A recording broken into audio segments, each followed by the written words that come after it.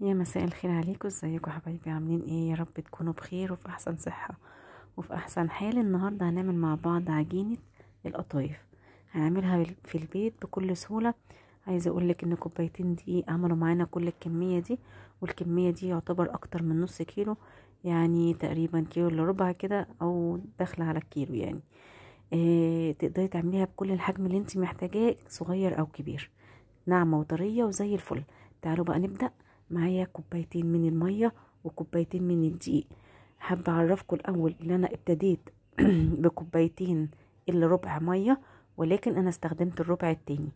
فانا ابتديت في الاول علشان حسب نوع الدقيق اللي معايا، كوبايتين الا ربع على كوبايتين مية، وبعد كده استخدمت ربع تاني. معايا معلقتين من السكر، وما تزوديش سكر عن كده، وحبة صغيرة خالص خميرة، يعني نص معلقة خميرة. وفي ناس ما بتحطش خميرة وبتحط بيكنج باودر، بس انا ضفت خميرة. تمام. انا بقى اشتغلت على طول في الخلاط، حطيت الكوبايتين الدقيق، وبعد كده حطيت عليهم الكوبايتين الا ربع في الاول مية وحطيت عليهم معلقتين السكر، ويعني على طرف المعلقة كده خميرة بودر. ولو مش عندك خميرة بودر وهتستخدمي خميرة بيرة زي بتاعتي، يبقى بتاخدي حتة يعني قد الايه، قد البندقة كده الصغننة. تمام. بس كده هفتح بقى الخلاط وابتدي اخليهم يلفوا مع بعض شوية. بعد ما اتضرب كويس يعني اتلفت لفة كويسة، يعني تقريبا ما يقرب عن دقيقتين 3 كده. ابتديت اصفيهم في حاجة تكون ليها بوز. بصوا هنا بقى كانت تقيلة ازاي.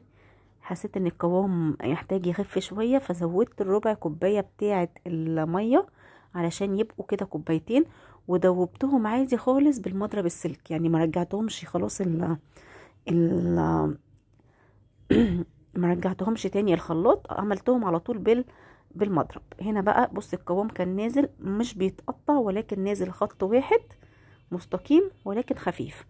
طبعا انا مسخنه طازه تيفال، مش حاطه فيها اي ماده دهنيه خالص، على نار متوسطه، علشان هيفرق معاكي درجه سخونيه النار من لون القطايف هتطلع معاكي عامله ازاي. طبعا انا سبت اصلا السائل معايا يرتاح شويه، ويا دوبك يطلع فقاقيع على وش الايه اللبانه او الحاجه اللي انت حطاها فيها. اول لما يبتدي يطلع فقاقيع انا مش عايزاه يخمر، انا يا دوبك بس قلبته تقليبه، وبعد كده ابتديت اشتغل بيه. اول لما يبتدي كده كل الفقاقيع اللي عندي دي تستوي، يعني من اول على الحرف كده لغايه جوه هتلاقي العجينه ابتدت تنشف، تعرفي كده ان الدنيا بقت تمام. حابه تسيبيها لحظات علشان ما تطلعهاش بيضه، تمام. حابه تاخد لون، تمام. حابه تطلعيها بيضه، انا في بعض الحاجات طلعتها فعلا بيضه، لان اللون لما بقليه تاني بيغمق اكتر. كل ما بيبقى طالع احمر، لما اجي اقليه كمان مره بيطلع ايه، اغمق. بطلعها على فوطه نضيفه عندي بيضه كده على ظهرها مش على وشها، يعني الوش بتاعها اللي واخد لون يبقى من تحت. تمام كده، علشان ما يبداش يتلزق في بعضه، وعلشان كل الفقاقيع دي تكون نشفت ما تعجنش معايا. تمام كده. ناعمه طريه خالص جدا زي ما انتم شايفين، وسهله جدا في التقفيل. دي اول طلعه، اول كميه معايا. ابتديت احط الكميه التانية. حاولي تظبطي ايدك على قد ما تقدري. انا عشان ماسكه الموبايل او التصوير بايد، والايد التانية بصب بيها، فمش مستحكمه قوي ان انا اعمل دواير منتظمه. انت اعملي بقى الكميات اللي انت عايزاها كبيره عايزاها صغيره، زي ما انت محبه. تقدري تفضي كل السائل ده في ازازه قديمه عندك بلاستيك، وتخرمي الغطا بتاعها وتستخدميه لو انت مش عندك اي حاجه تبوظ. تمام. طلعت كل الكميه على كده. المهم تكون النار عندي متوسطه. انا عملت الطبق دوت وخلاص، هشده بستريتش باك، وبعد كده هحطه في الفريزر. لازم يتشال في الفريزر وهو يكون متقفل، يعني محشي ومتقفل. انا عندي النهارده حشوتين، هحط زبيب وجوز هند وحبه سكر، وبقلبهم على بعض وابتدي احشي بيهم. بص بتتقفل بكل سهوله، ناعمه جدا وطريه جدا جدا. زي ما انا ما قلت لكم، انا مش بحب اللون الفاتح، يعني الكام واحده الفاتحين دول انا مش بحبه كده، يعني لاني انا لما باجي احمره تاني فطبعا بيغمق عن العادي. اما الفاتح دوت لما بيجي يحمر فيا دوبك بياخد اللون الجولد اللي هو آه لونه شهي كده وبيلمع، يعني فاهمين. فعشان كده ما بقرص عليه في السوا وانا وبعمل العجينه. الحشوه التانية بقى هتكون شوكولاته خام، يعني لان الاولاد ما بيحبوش المكسرات، مع اني انا اصلا مش حاطه مكسرات، هو زبيب وجوز هند بس، ولكنهم ما بيحبوش الحشوه دي. فبحط لهم شوكولاته خام.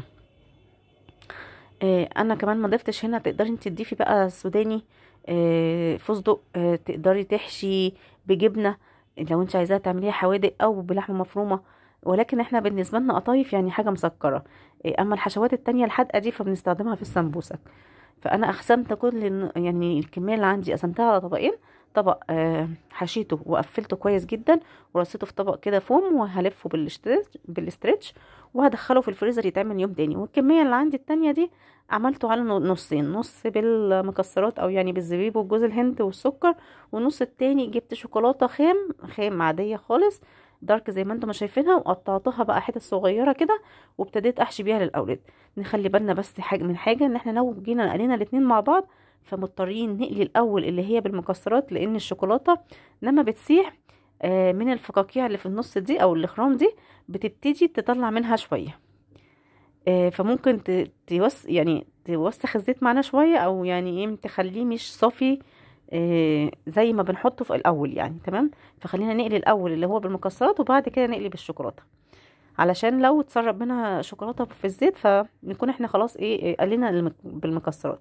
طبعا انا مجهزه الشربات، فانا هقلي وهحطه في الشربات وهوريكم بقى بعد ما خلصنا بقى لونه ايه في اللون الفاتح اللي انا قلت لكم عليه، وهيفرق ايه في الفاتح من الغامق في اللون نفسه. انا حابه بس هنا افهمكم او اعرفكم قد ايه هي بتتقفل بكل سهوله وطريه جدا جدا، ومش بتتفتح على فكره كمان في الزيت. يعني في ناس بيقولك لا بتتفتح مننا في الزيت، لما تنزل الزيت بتتفتح. لا صدقوني ما فتحتش ولا واحده، وكلهم طالعين متقفلين.